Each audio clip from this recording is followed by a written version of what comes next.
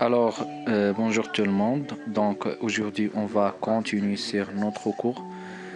C'est les convertisseurs analogiques numériques et numériques analogiques. Ça veut dire on va détailler aujourd'hui seulement les CAN. Ça veut dire les convertisseurs analogiques numériques et ADC en anglais, Analog Digital Converter.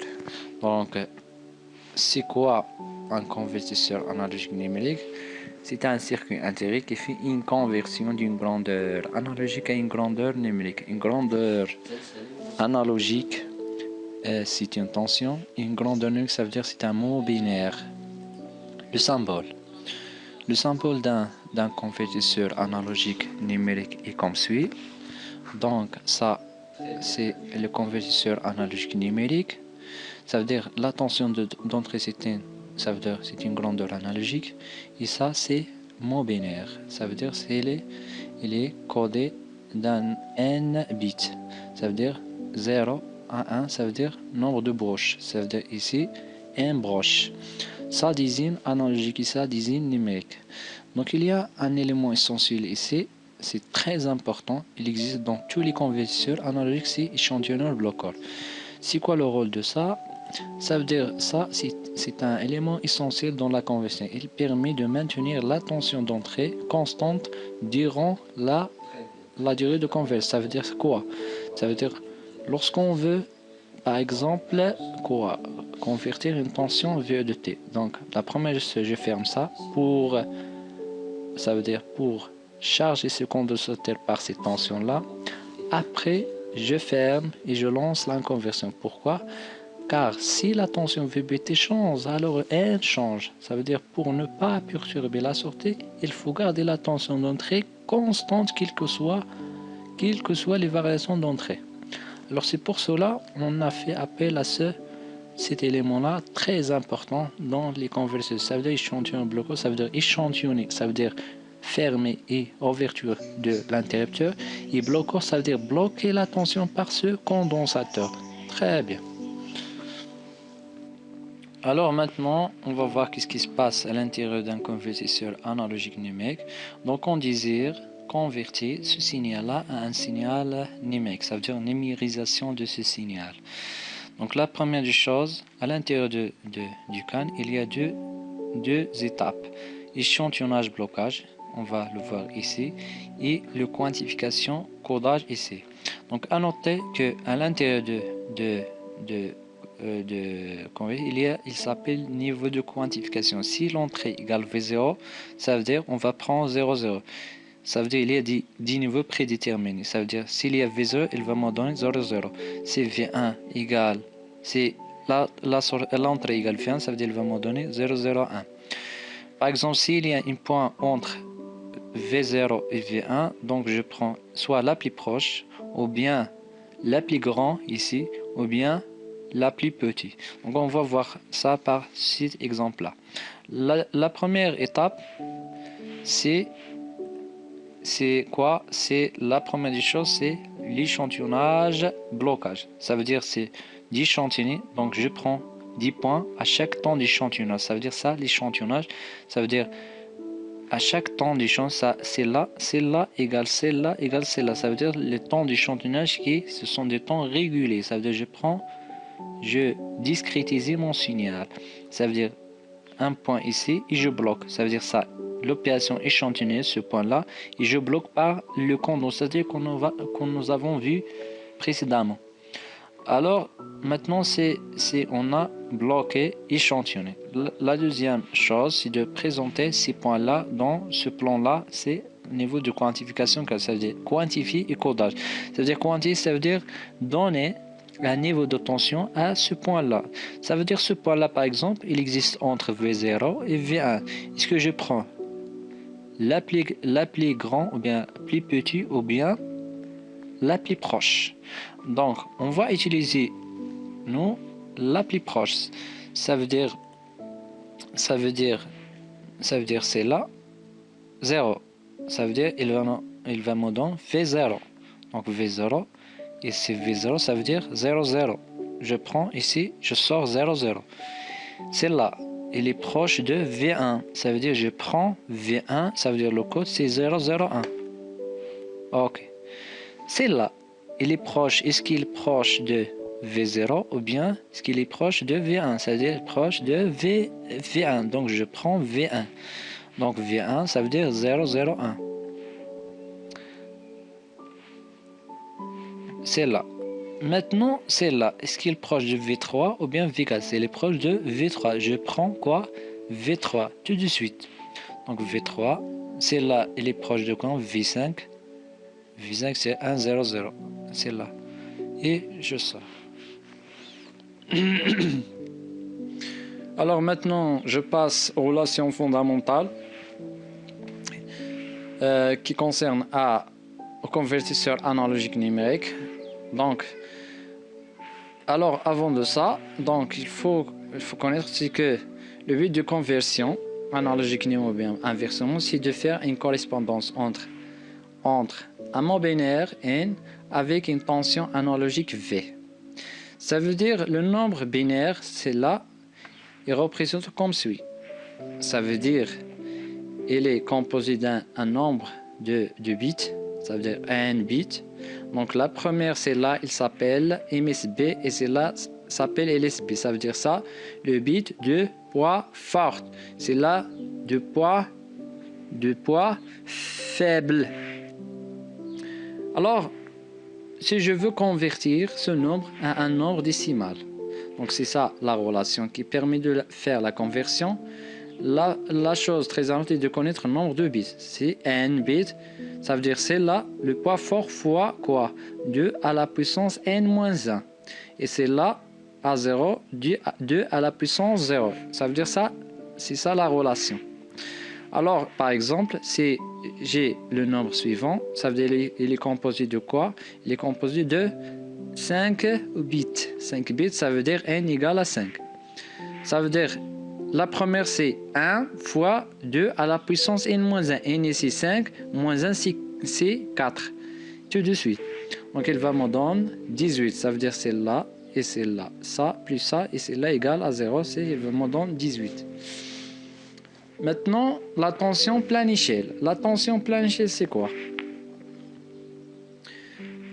Si j'ai un convertisseur analogique numérique alimenté par une tension de référence, ça veut dire une tension de référence, elle est toujours entre une VRF- et VRF+. Donc ça veut dire la tension d'entrée ne peut pas dépasser quoi? Entre VF- et VRF+. Toujours VS est inférieur à VF+ et supérieur à VF-. Donc, d'après la relation, c'est que PE égale VRF+ moins VE. C'est ça la plage de variation et il s'appelle aussi la tension plein échelle. Exemple, sur un convertisseur analogique numérique de la plage de conversion I plus ou moins 5, ça veut dire moins 5 jusqu'à plus 5. Donc, c'est quoi la tension plein échelle? C'est de faire VRF+ moins VE. C'est 5 moins 5, il va me donner 6, 10. Ça veut dire la tension plein échelle est 10. Le quantium. Le quantium, c'est la petite variation de la tension d'entrée lorsque le bit du poids faible, de n à l'état haut. Ça veut dire, c'est ça la relation, c'est que égale quoi? CQ égale PE sur 2 à la puissance. On va voir c'est quoi par la suite, c'est quoi l'utilité de Q. Donc on va voir c'est quoi le Q. En général, elle permet de relier entre la grandeur de sortie et la grandeur d'entrée. On va voir comment. Par exemple, une carte Arduino. Une carte Arduino, donc la tension plein échelle c'est 5 est alimentée par 5 volts. C'est là. Et N est représenté par 10 bits. Donc c'est quoi la tension plein échelle? C'est quoi le quantium? Le quantium, c'est que c'est PE à la puissance sur 2 à la puissance n égale quoi? Égale 5 sur 2 à la puissance n. N égale à 10. Et il va me donner à peu près 5 millivolts. C'est ça la relation qui permet de calculer le quantium. Pour un Arduino, Q égale 5 millivolts. Maintenant, la résolution. La résolution d'un can. La résolution est exprimée par le nombre de bits n que peut fournir le convertisseur en sortie. Ça veut dire la résolution automatiquement égale le nombre de bits de convertisseur. Par exemple, si j'ai aussi une carte Arduino, ça veut dire n égale combien? C'est 10. Alors, c'est quoi R? R égale n égale à 10. Ça veut dire R de l'Arduino, la résolution de l'Arduino égale 10. Alors maintenant, on va passer maintenant aux caractéristiques de transfert d'un convertisseur CAN. Donc, c'est quoi la caractéristique de transfert? C'est la fonction de transfert entre la sortie et l'entrée. Donc la question qui se pose, c'est comment on trace cette fonction de transfert. Pour tracer la fonction de transfert, il faut tout d'abord connaître la tension pleine échelle et il s'appelle nombre de bits. Donc le fait d'avoir PEN, on peut déduire Q. Q c'est PE sur 2 à la puissance 3, ça veut dire qu'elle me donne 8 sur 8 égale 1. Donc la deuxième chose, c'est de placer les niveaux de quantification. Les niveaux de quantification, c'est là. C'est là, c'est le code de sortie. Donc combien de niveaux de quantification? 2 à la puissance n, 2 à la puissance 3, c'est combien? C'est 8. Ça veut dire 1, 2, 3, 4, 5, 6, 7, 8. Ça veut dire c'est ça, 0, 1. Maintenant, comment on place ça? Ça veut dire, je prends 0 fois Q. Il va me donner 0. 1 fois Q. 1. 2 fois Q. 2. 3 fois Q. C'est 3. Tout de suite. Alors, entre deux niveaux de tension, toujours c'est Q. Toujours. Ça veut dire ça, moins ça, il me donne toujours Q. Ça veut dire entre deux niveaux, c'est Q. Alors maintenant, on trace, c'est que très important, c'est ça. Ça veut dire ça, c'est combien? C'est la moitié de ça. Ça veut dire combien? C'est Q sur 2. Ça veut dire combien? 1 sur 2. C'est 0,5. Ça veut dire si j'ai une tension à l'entrée inférieure à 0,5, ça veut dire le code de sortie c'est 0,0. Si une tension supérieure à 0,5, ça veut dire je donne combien? Je donne 0,01. Ça veut dire je choisis la valeur la plus proche. Par exemple ici, si j'ai une tension entre 3 et 4, si cette tension inférieure à 3,5, je donne 0,11. Si une tension supérieure à 3,5, je le donne combien? 1,001. Ça veut dire je trace comme ça un escalier. Ça veut dire ça c'est ce qu'on appelle la caractéristique réelle, et ça c'est la caractéristique en rouge, c'est la caractéristique idéale. Alors ça veut dire c'est quoi la relation entre N et V et VE? Ça veut dire c'est de faire l'expression d'une fonction linéaire. Ça veut dire c'est quoi la fonction linéaire? À partir de le rouge comme ça, c'est que delta n par exemple c'est là moins c'est là, elle va me donner 1 sur delta V, 5 moins 4 toujours sur Q. Ça veut dire Q, ça veut dire la relation entre la sortie et l'entrée c'est 1 sur Q. Exemple, ça veut dire un microcontrôleur PXZ il dispose d'un can de 10 bits. Ça veut dire il alimente aussi une tension 5 volts. Ça veut dire ça c'est la tension pleine échelle et ça N. La question, calculer N lorsque VE égale 3,43. La réponse, tout d'abord, on doit calculer le quantium. Le quantium, c'est quoi? C'est la tension pleine échelle sur 2 à la puissance N. N, c'est 10, PE, c'est 5. Ça veut dire qu'il va me donner cette valeur-là.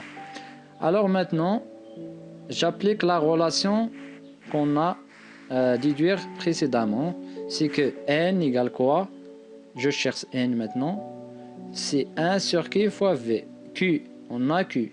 Et VE, c'est 3,43, ça veut dire je trouve cette valeur-là 703. Ça veut dire je convertis cette valeur-là à la base 2. Donc, et je trouve un mot qui est comment codé par 10 bits. 10 bits. Ça, c'est 10 bits. Alors maintenant, on passe au temps de conversion. C'est quoi le temps de conversion? C'est le temps à attendre afin de convertir une tension à l'entrée. Ça veut dire ce temps-là dépend de la technique employée pour la conversion. Généralement, ce temps il est donné par le constructeur. Ça veut dire on trouve ce temps-là dans la documentation constructeur du composant. Exemple, par le cas d'Arduino Uno, ça veut dire le temps de conversion c'est d'ordre de 10 millisecondes. Alors maintenant, on va passer la dernière chose dans les convertisseurs analogiques numériques. La dernière chose, c'est la valeur maximale de la tension à l'entrée. Ça veut dire c'est quoi la tension maximale à appliquer à l'entrée. Ça veut dire c'est quoi? C'est VE max égale Q fois 2 à la puissance n-1. 2 à la puissance n-1, ça veut dire c'est ça la relation. Par exemple, cas de l'Arduino, PE 5N, ça veut dire ça, PEN, il permet de calculer Q. Ça veut dire, si on applique cette relation-là, je trouve cette valeur-là, c'est 4, à peu près 5. Alors maintenant, on passe à un exemple d'application. On prend à titre d'exemple ce convertisseur-là, de référence suivant. Donc, la question qui se pose, déterminer c'est quoi le quantium, la résolution et de calculer la tension d'entrée lorsque n égale 2001. Donc, la première des choses, on va calculer le quantium. Le quantium, c'est quoi le quantium? Il faut tout d'abord déterminer c'est quoi le nombre de bits et la tension pleine échelle. Réponse. Ici, nombre de bits. Nombre de bits, c'est 12. Et la tension pleine échelle est celui-là. C'est 5 volts. Ça veut dire la tension pleine échelle, c'est 5 volts. Alors maintenant, on peut calculer le quantium. Ça veut dire le quantium, tout d'abord. Calculons tout d'abord le quantium. Q égale PE sur 2 à la puissance n égale 5 sur 2 à la puissance 2. Il va me donner 1,222 millivolts. Alors maintenant, la résolution. La résolution, c'est quoi? La résolution représente le nombre de quoi? Nombre de bits. Donc, alors, la résolution égale quoi? R égale N égale 12 bits, ou bien 12, sans unité. Et calculons la tension d'entrée lorsque N égale 2001. La tension d'entrée lorsque N égale 1, on a N égale quoi? D'après la relation existe entre la sortie et l'entrée, c'est que N égale 1 sur Q VE. Donc, on cherche VE, c'est-à-dire V égale Q fois N. Donc, alors, il va me donner c'est 2,44 volts. Et merci.